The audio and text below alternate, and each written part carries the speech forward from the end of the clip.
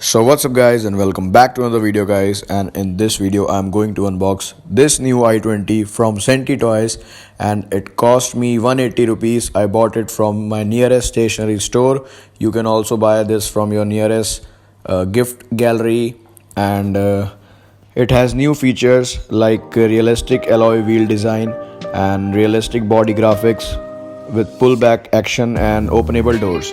So guys, if you like this video, please give a thumbs up and continue watching the video.